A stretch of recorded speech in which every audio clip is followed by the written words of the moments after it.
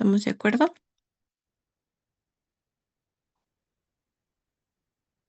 Ya, listo. Ya, vamos con las 7. ¿Cuál de las siguientes no es una ventaja de la crioablación?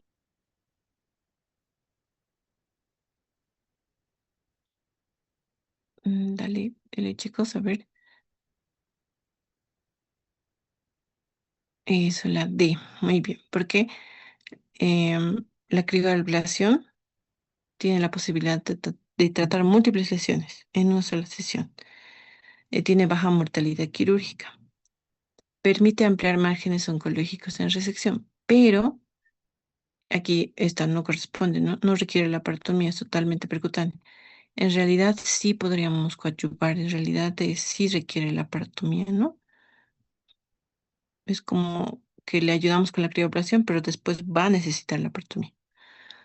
Ya, en la 8. El trasplante hepático está actualmente aceptado para pacientes con carcinoma hepatocelular menores A y cirrosis Child-Pugh B o C.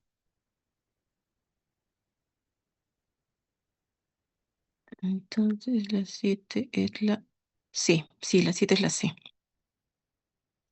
Y la 8 es C también.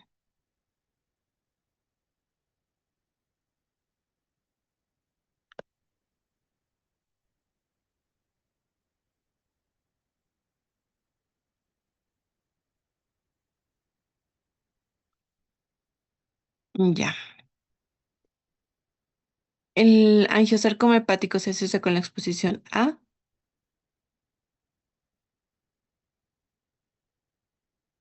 cloruro de vinilo. ¿Ve? Todos de acuerdo. Perfecto. Ya.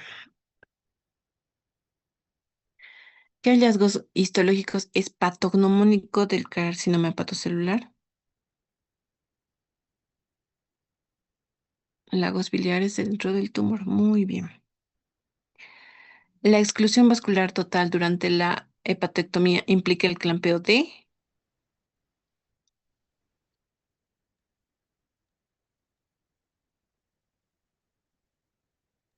la pregunta 11 para ustedes es B, C, dice.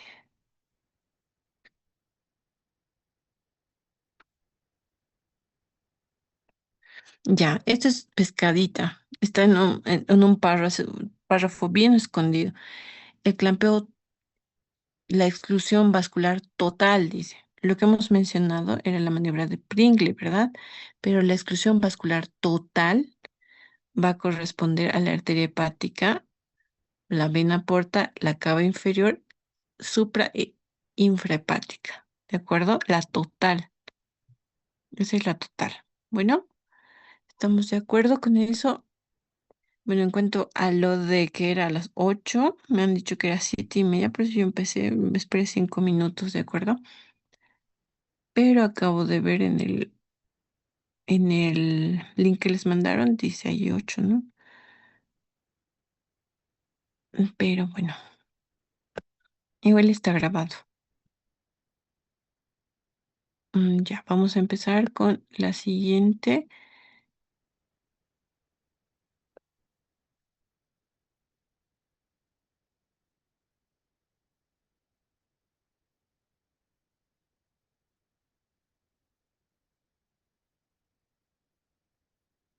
Listo.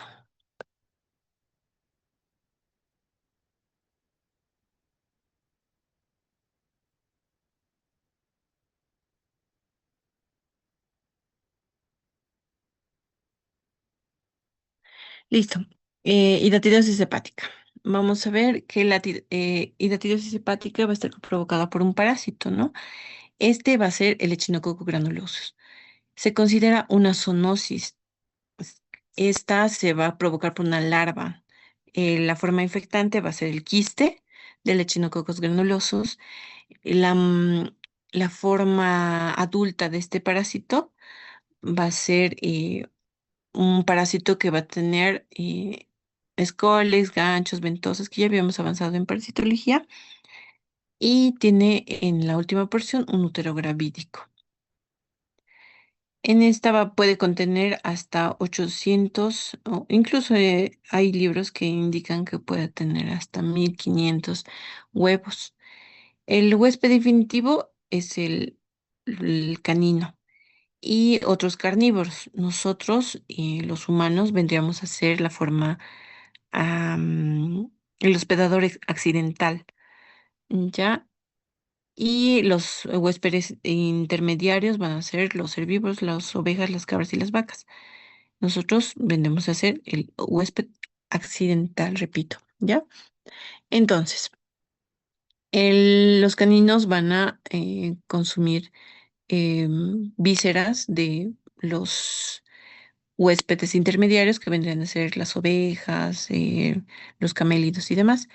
Van a expulsar mediante sus heces los huevos y estos pueden consumir ya sea nosotros como hospedador accidental o los intermediarios y a nivel intestinal estos van a tener una multiplicación, ya sea como embrión hexacanto y van a penetrar a nivel intestinal y vuelvo a repetir la circulación venosa del intestino, así que haya continuidad con el hígado. Entonces, mediante la circulación venosa pueden ir a transportarse hacia la circulación portal y así llegar al hígado. El hígado va a ser el primer filtro en un 50-60% y así va a repetirse el ciclo. Ya, bueno, vamos a hablar de las estructuras del quiste. Vamos a ver que a nivel interno vamos a tener la arenilla hidatídica, que solo es como arenilla como tal. Va a tener sedimento, descóllex libre y vesículas, es decir, son vesículas que han reventado en algún momento para em, cumplir su reproducción, ¿no? Luego vamos a tener a las vesículas hijas, que son ya encapsuladas. Luego vemos la membrana germinativa.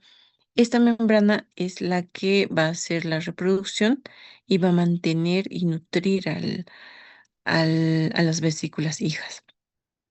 Luego tenemos el líquido hidatídico, que es como una coloración clara y tiene una presión de 40-80 centímetros de agua. Luego tenemos a la membrana cuticular, que es la capa externa del parásito, que es acelular y es blanca. Ya, esto es lo que se encuentra a nivel del hígado generalmente o pulmón. Luego tenemos la membrana adventicia. Esta membrana es propia del huésped y es la que hace que ante el tratamiento sea difícil de penetrar, ¿no? Por todas estas membranas que hemos estudiado, el tratamiento no es el que va a erradicar por completo al parásito. Y esta membrana es la que se llega a calcificar en etapas más tardías. Entonces vamos a ver la fisiopatología y la evolución hepática. El predominio del quiste hidatídico generalmente va a ser del lado del lóbulo derecho. Ya esto va a ser un efecto de masa, va a tener un crecimiento expansivo y va a provocar, por tanto, la compresión a nivel hepático y así también puede provocar las vías biliares comprimidas y todo lo que es la patogenia, ¿no? La ictericia, las náuseas y vómitos, e incluso la obstrucción puede provocar una colangitis. Ya sea esta puede provocar compresión vascular o compresión de vías biliares. Entonces, en la evolución natural, esto tiene un crecimiento lento. Generalmente en primeras etapas va a ser asintomático. Puede complicarse con erosiones biliares, es decir, comprometer vías biliares y lesionar estas, ¿no? Provocando rupturas o continuidad con la vía biliar. Luego, cuando ya el parásito ha muerto, esto puede provocar la calcificación del quiste. Bueno, la presentación clínica y laboratorial, la sintomatología. Puede haber un dolor leve a nivel de hipocondrio derecho. Este dolor es opresivo una sensación como de opresión por la masa y es como un estiramiento de lo que sienten o refieren los pacientes.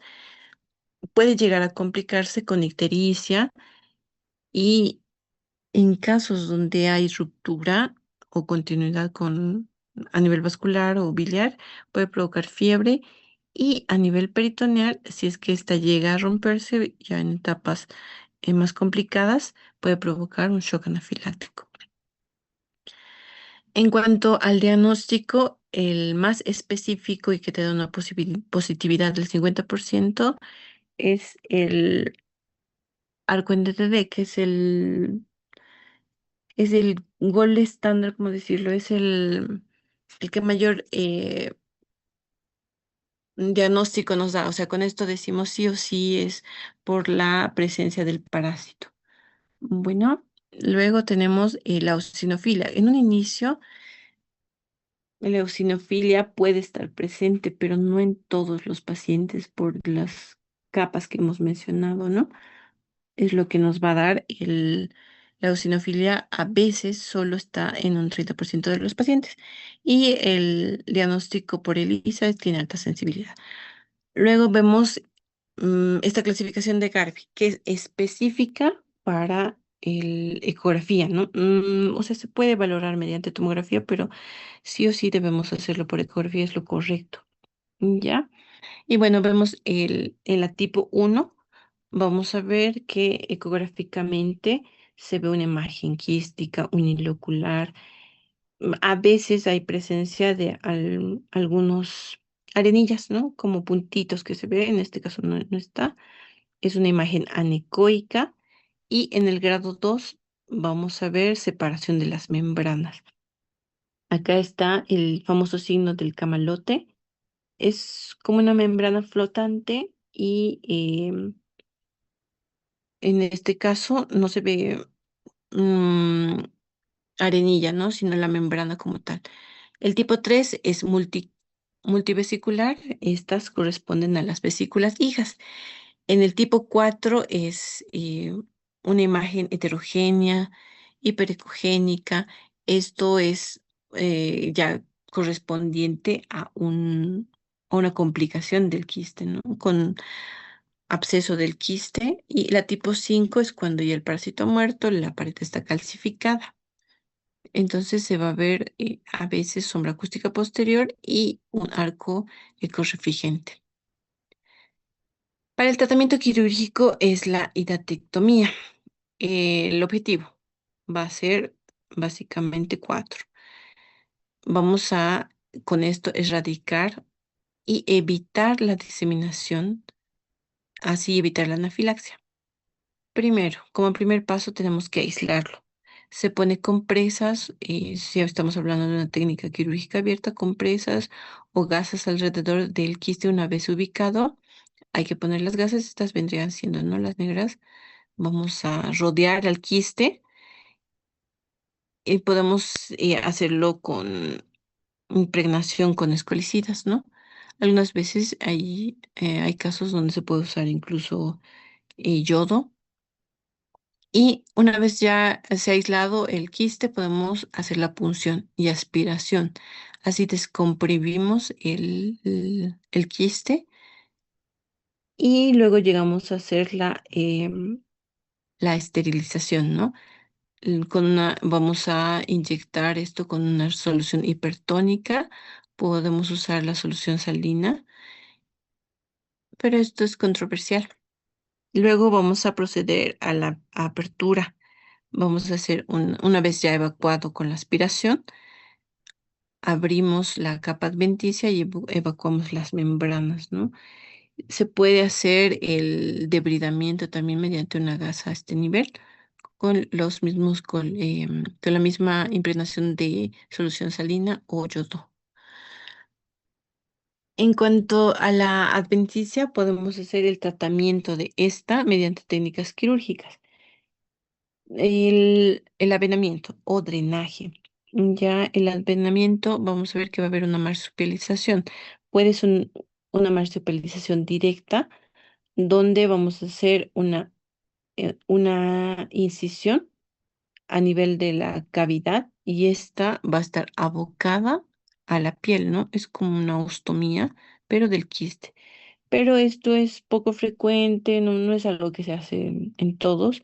Se puede hacer en quistes grandes cuando se ha visto la presencia de pus a este nivel y si el paciente está en mal estado general, ¿no? No va a resistir la cirugía.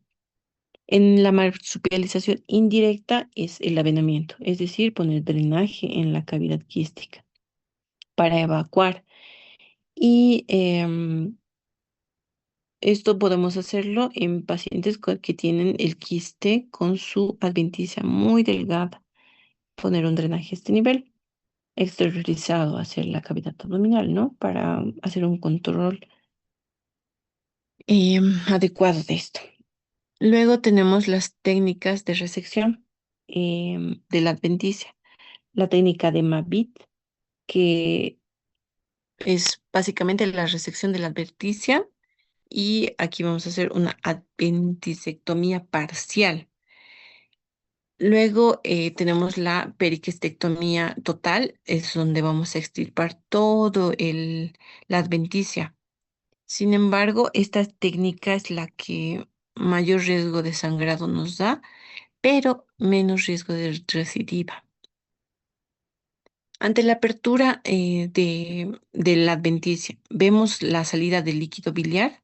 ¿Qué tenemos que hacer? Esto puede pasar en el 5 a 20% y esto es generalmente intraoperatorio, o sea, la continuidad que tenga el quiste con la vía biliar. Esto tenemos que hacer una reparación o podemos hacer una colangiografía intraoperatoria para cerrar esta continuidad, así no haya un bilioperitoneo, ¿no? Evitando esto, las fístulas a este nivel. Y en la colangiografía intraoperatoria podemos poner un stent o algo que evite que haya continuidad con esta, ¿no? Entonces, en fístulas pequeñas podemos hacer la sutura de la cavidad de la adventicia y en obstrucción de vía biliar vamos a ver si hay, las membranas están pasando hacia el colédoco. Para evitar que haya un aumento de la presión por las membranas que pasan, podemos hacer una coledocotomía y una limpieza mediante la vía biliar distal para así poder evitar esta obstrucción por las membranas. Vamos a ver también las complicaciones torácicas y peritoneales. ¿Cuándo hablamos de complicaciones torácicas?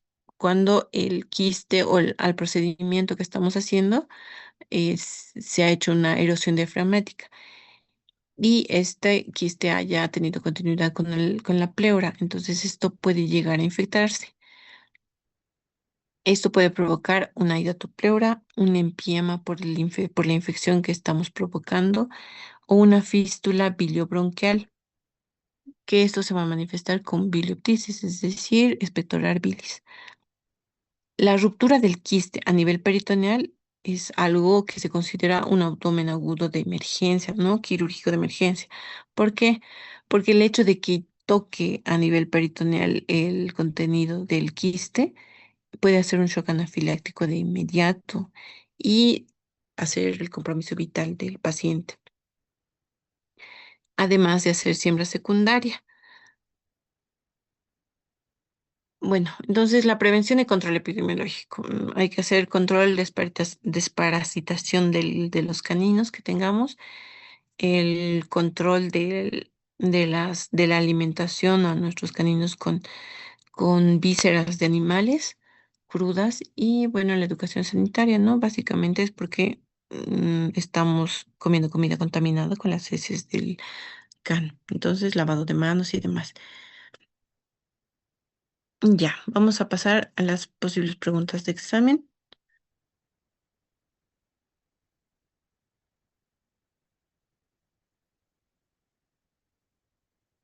Vamos con la pregunta uno. Después de ser ingerido, el embrión hexacanto llega primero al hígado a través de... Muy bien, los vasos del sistema portal, no hay duda en eso. Perfecto. ¿Qué capa del quiste diatírico es producida por el huésped como una reacción fibrosa?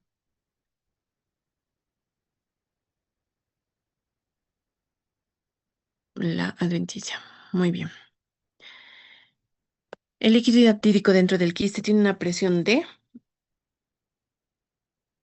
40-80 centímetros de agua. Ya, esto es importante. Cuidado en el examen entre tal cual 40-80 centímetros de agua, más abajo 40-80 milímetros de mercurio, ¿no?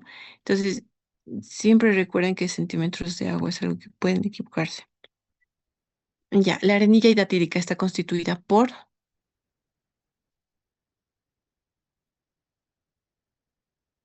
muy bien, vesículas proligeras y escólex. La respuesta correcta. Bueno, las pruebas de serología de elección para el diagnóstico de hidatidosis que menciona su texto es doble difusión para anticuerpos antígeno 5, DD5. Muy bien, listo. Según la clasificación de Garvey, ¿qué tipo corresponde a la imagen más típica de la hidatidosis con vesículas hijas? Eso, la verdad, la tipo 3. Vamos. ¿Cuál de las siguientes no es una excepción del tratamiento quirúrgico inmediato de la hidatidosis hepática? Seguro está en su texto, en un párrafo.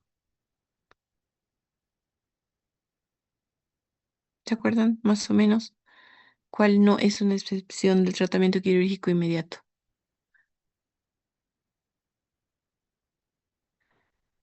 Ya, vamos a ver, uno por uno.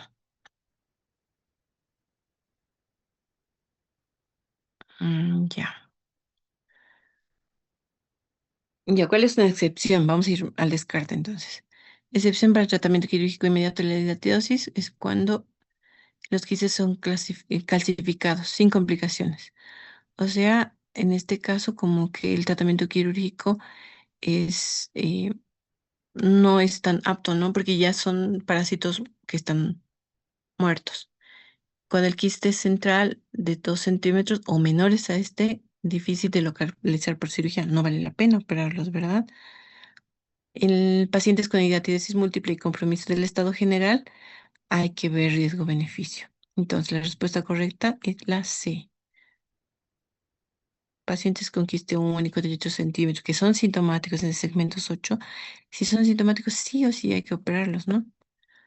Entonces, ese es el que no es una excepción.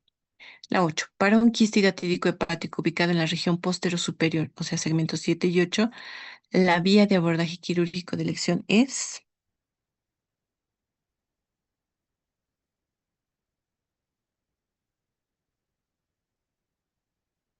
Muy bien. Sí, vaya que están estudiando. La toracofrenotomía posterolateral derecha. Listo. La técnica quirúrgica consiste en fijar los bordes de la adventicia a la piel, dejando la cavidad abocada al exterior. Se llama marsupialización directa. Directa a la pared. Listo. Dos últimas. La técnica de resección de la adventicia emergente de Mabit está indicada para.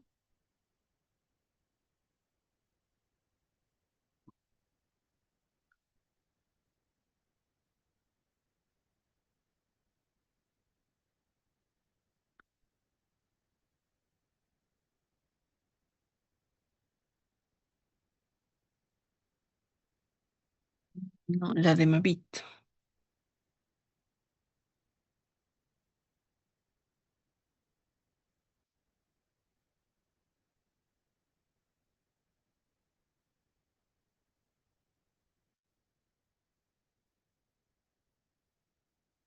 Es A. ¿De acuerdo? Sé que las técnicas quirúrgicas son un poquito difíciles, sí, pero precisamente por eso les pongo más de esto en sus preguntas para que fallando en el examen no la fallen. Ya es la A. Son para quistes periféricos pequeños, menos de 3 centímetros, sin comunicación. Estas de quistes grandes han puesto harto, pero esta es la directa, marsupialización directa, esta indicación. ¿Ya? Bueno, si un paciente tiene hidatidosis pulmonar e hidatidosis hepática que requiere cirugía, ¿cuál debe operarse primero?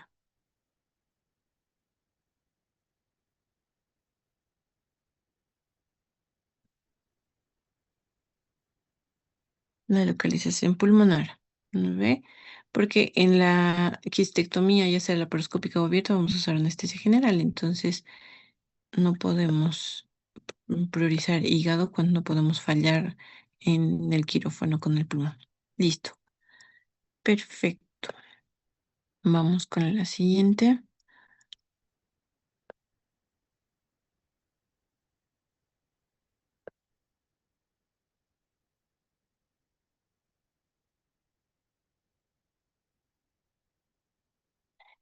Bueno, ahora vamos a ver absceso hepático, piógeno y amebiano. Bueno, el absceso piógeno y amebiano. Bueno, el absceso es una colección básicamente de débito purulento que va a estar en diferentes órganos, hablando del hígado. Va a haber una acumulación en un inicio de neutrófilos, luego va a progresar a necrosis y así se va a establecer el débito purulento. Entonces, en un inicio solo va a ser neutrófilos, luego se va a hacer necrosis coli-cualitativa y esto va a provocar ya la necrosis progresiva de células adyacentes y así finalmente se va a provocar la formación de la pus como tal, ¿no? Ya, la presentación va a ser una entidad clínico-patológica que se va a asociar a un proceso infeccioso. Esta, igual como el quiste más o menos, da síntomas inespecíficos en un inicio, pero esta, la característica del absceso es que ya nos da más características del fiebre como tal, porque no hay esas capas que hemos visto en el quiste diatídico. Puede presentarse como una lesión única, pero de gran tamaño. ¿Por qué tiene la capacidad de ser de gran tamaño? Las bacterias tenemos que recordar que producen gas. Entonces, al haber la producción de gas, el líquido purulento va a ir creciendo en mayor cantidad del absceso. ¿Por qué? Porque el gas está haciendo compresión a nivel del parénquima, ¿no? Ya. Entonces, en epidemiología vamos a ver que puede haber abscesos múltiples y esto puede ser porque se ha visto que los cambios a nivel mundial por el uso de antibióticos de manera temprana, el manejo del absceso en etapas tempranas hace que los abscesos hayan disminuido en su incidencia. Y el hecho de que sean múltiples o únicos es porque se están erradicando poco a poco los abscesos únicos y hay una recidiva. Entonces hay otro multiloculado, por así decir, múltiples abscesos porque el tratamiento no se ha cumplido de una manera adecuada. ¿Ya? Y la incidencia global va a ser de 0,29% a 1,47 en autopsias. Los pacientes van a variar en cuanto a edad y sexo. Vemos que se da una edad promedio actualmente de 58 años y es más frecuente en varones. Ya, entonces va a haber unas 5 vías de invasión bacteriana.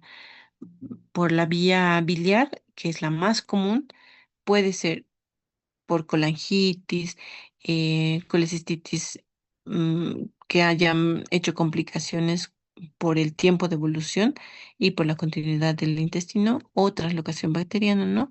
Esta puede llegar a hacer abscesos a nivel hepático.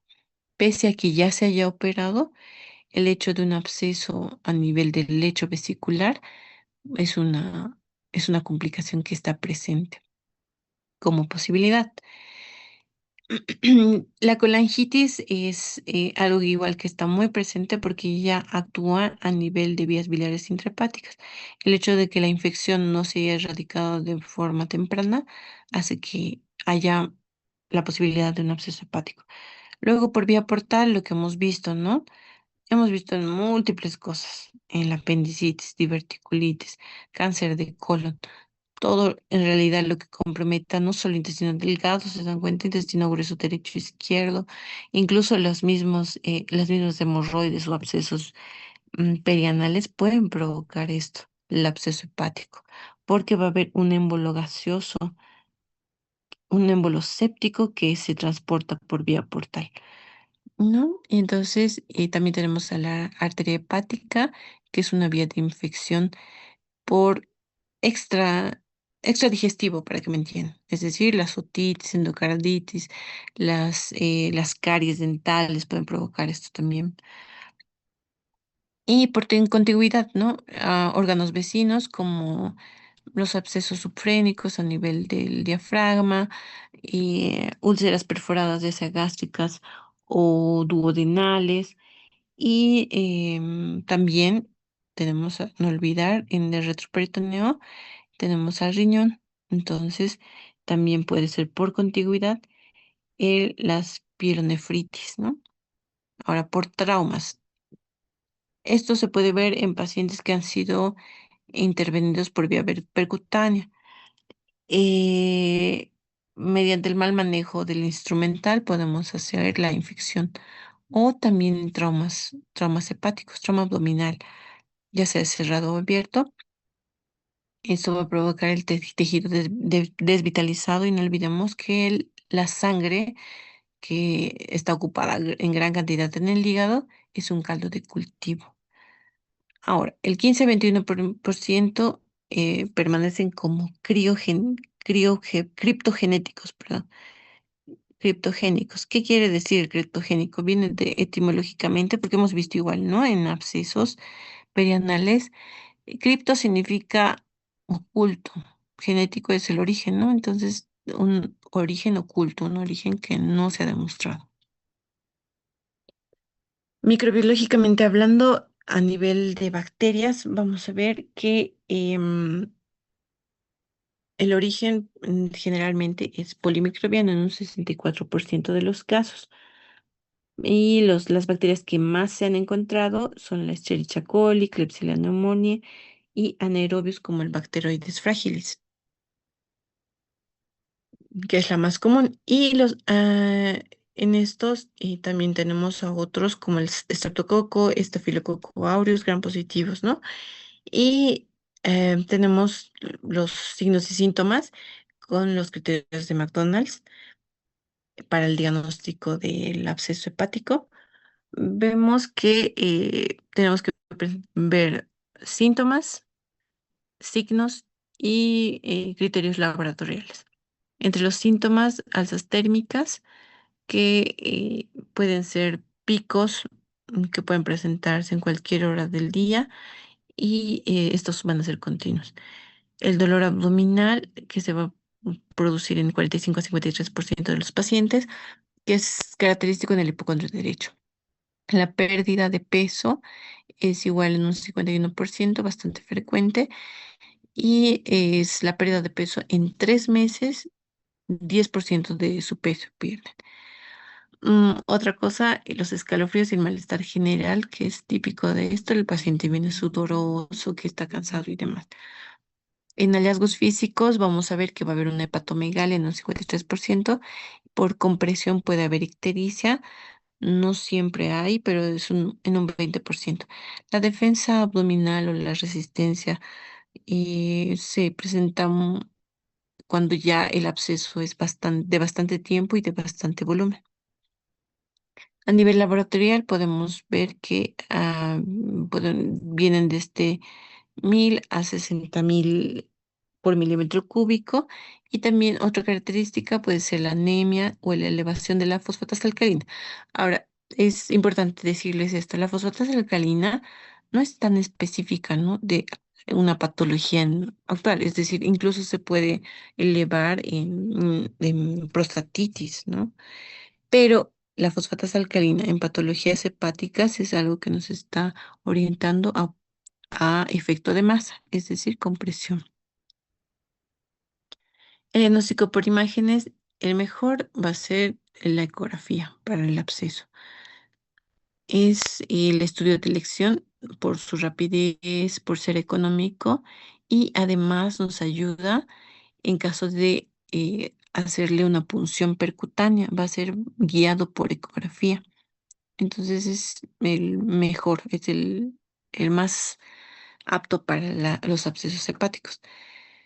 Lo que podemos encontrar son abscesos solitarios, donde vamos a ver imágenes hipoecogénicas, a veces con refuerzo posterior. Vemos, esto es característico de que hay contenido purulento a este nivel y la presencia de gas, ¿no? Como habíamos mencionado, las bacterias son las que producen el gas y por eso es ya característico y vemos que ya nos hace sospechar de un absceso. En abscesos múltiples vamos a ver cómo es como son como tabiques más o menos para que me entiendan, como un aspecto apolillado. Y la ecografía también nos va a ayudar a ver cómo está haciendo la respuesta al antibiótico. Y la tomografía. Las ventajas de la tomografía es que no es operador dependiente, a diferencia de la ecografía, es decir, un buen ecografista nos va a mostrar mejores cosas que la tomo incluso. Y la tomo tiene mayor sensibilidad para los abscesos múltiples y pequeños. Este es muy fácil de ver, pero no todos van a ver estos pequeños en ecografía, pero sí lo podemos ver en tomos, ¿no? La utilidad va a ser la definición precisa, la anatomía que se puede valorar mejor, si va a haber o no compresión de las vías biliares y demás. La radiografía de tórax es algo que se puede asociar a nuestro diagnóstico, donde puede mostrar simplemente una elevación del hemidiafragma derecho o en casos ya que están entrando más a shock séptico y demás, podemos ver un derrame pleural. En cuanto al algoritmo de manejo, primero tenemos sospecha clínica, ¿no? Antecedentes de que ha sufrido colangitis, qué sé yo, o punciones hepáticas. Y en laboratorios podemos ver el perfil hepático alterado, el, hay un aumento en los glóbulos blancos. Vamos a hacer la sospecha clínica, luego vamos a la imagenológica. Vemos en ecografía, mediante ecografía podemos hacer lo ideal para un absceso, que es la punción percutánea. Lo ideal es el tratamiento ideal para esto. Mediante la punción percutánea vamos a tomar muestra y así hacer un cultivo y antibiograma. Y cuando no hay respuesta al tratamiento y demás, podemos ir a un tratamiento quirúrgico. Bueno, la punción puede ser tanto guía ecográfica o guía tomográfica. El tratamiento de elección, como habíamos dicho, es el drenaje percutáneo y el uso de antibióticos. El esquema antibiótico tiene que cubrir tres bacterias tres grupos bacterianos más importantes. Los aerobios, usando la penicilina, los anaerobios, podemos usar el metronidazol o la clindamicina, y cuando hay multiresistencia, sospechamos, ¿no? En abscesos, porque ya ha habido em, antecedentes de colangitis y demás, entonces usamos para evitar esa resistencia la gentamicina. El drenaje percutáneo, gol estándar, podemos hacerlo por técnica Seldinger. La técnica Seldinger es simplemente usar una guía, es decir, hacer la punción, meter una guía metálica y luego mediante la guía metálica introducimos nuestro drenaje. Y el catéter tiene que ser el que vamos a usar, tiene que ser multifenestrado, es decir, con múltiples orificios para que si se obstruye uno, los otros actúen. Podemos usar con fijación interna, tenemos a los drenajes Malecot, que una vez que los retraes, son como Scolex, más o menos para que me entiendan, evita la extracción de esta. Y esta tiene que ser el drenaje. usado de una semana a 2 meses mediante controles que vamos a hacer, donde vamos a ver si se ha evacuado correctamente. En la cirugía abierta está reservada para pacientes que han fallado el tratamiento percutáneo o cuando hay ruptura del absceso, cuando hay hemobilia y ya está, no se está controlando la infección hepática, ¿no? Y bueno, el pronóstico y las complicaciones. Los no tratados van a ir a una mortalidad del 100%. El tratamiento que cumplen puede hacer una mortalidad más baja, que es del 10%. Factores de mal pronóstico: pacientes añosos que tienen patologías oncológicas concomitantes cuando son polimicrobianos y si hay disfunción hepática. Son pacientes que no van a responder bien. Bien, las complicaciones principales puede ser el absceso, que haya una ruptura hacia el peritoneo, que puede provocar una peritonitis del 7%, y también puede haber una extensión torácica, ya sea por derrame pleural o fístulas bronquiales. Además, puede haber la hemobilia. Ahora vamos a los abscesos amebianos. Estas amebas van a ser prácticamente parásitos. El parásito es la entamoeba lítica. Esta se presenta en 10% de la población. Va a haber un ciclo de invasión, ¿no? Básicamente, nosotros consumimos los quistes en alimentos contaminados y estos a nivel intestinal se van a transformar en trofozoitos, generalmente en el colon proximal.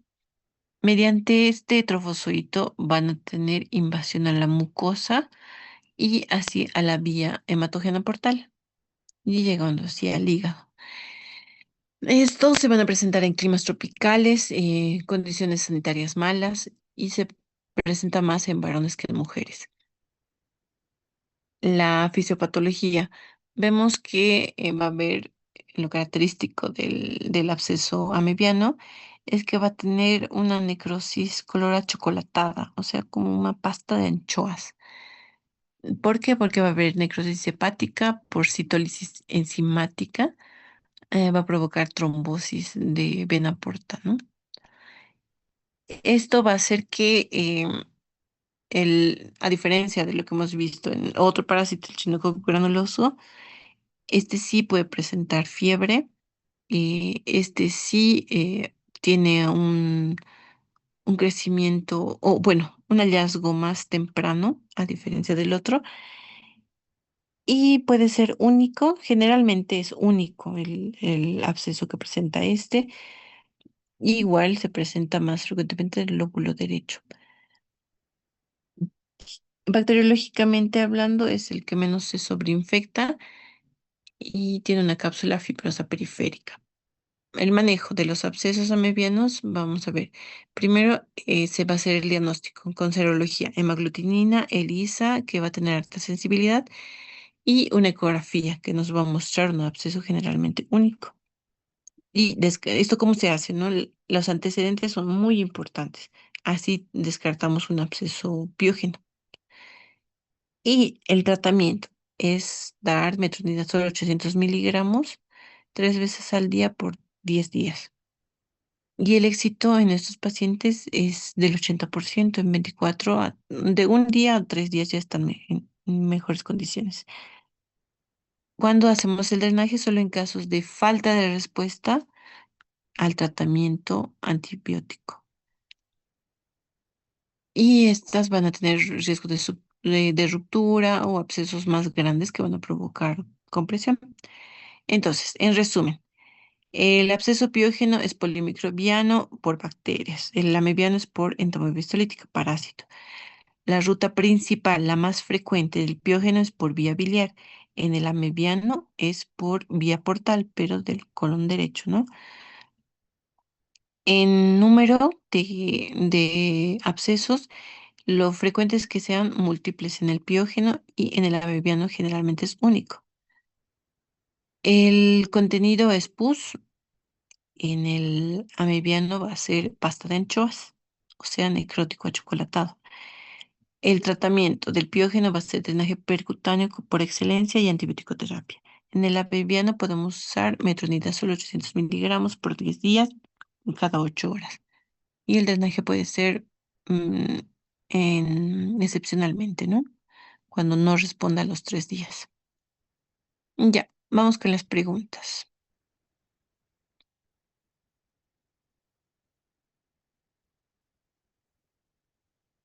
¿Cuál es la vía de acceso de gérmenes más comunes para la formación de absceso hepático piógeno? Muy bien, ve, no hay dudas en eso. Perfecto. El absceso hepático secundario, endocarditis bacteriana o infecciones bucodentales llegan al hígado principalmente por...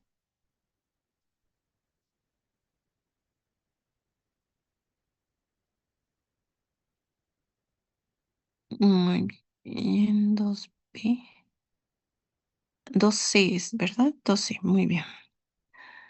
2C, la arteria hepática, ¿no? Cuando es extraintestinal. ¿Cuál de los siguientes gérmenes anaerobios es más común aislado en el absceso hepático piógeno? Bacteroides frágiles, perfecto.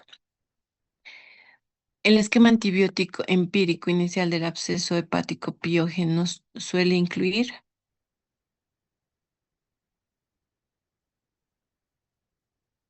muy bien, aerobios, penicilina, anaerobios, clíndaba o metronidazol y para gérmenes resistentes, la genta. 5. ¿Cuál de los siguientes complicaciones no se asocia típicamente al absceso hepático piógeno?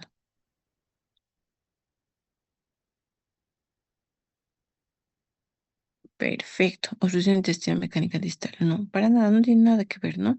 Sí, el absceso sofrénico, fístulas biliares y la hemofilia. Perfecto. En el absceso hepático mediano, el parásito llega al hígado principalmente a través de, muy bien, portal. El contenido característico de un absceso amebiano de hígado se describe como, muy bien, pasta de anchoas o tejido necrótico. Perfecto. El tratamiento de primera línea del absceso hepático amebiano es metronidazol por vía oral. Perfecto. 9. La presencia de imágenes aéreas subdiafragmáticas en la radiografía de tórax en un paciente con sospecha de absceso hepático sugiere, muy bien, infección por gérmenes productores de gas. Perfecto.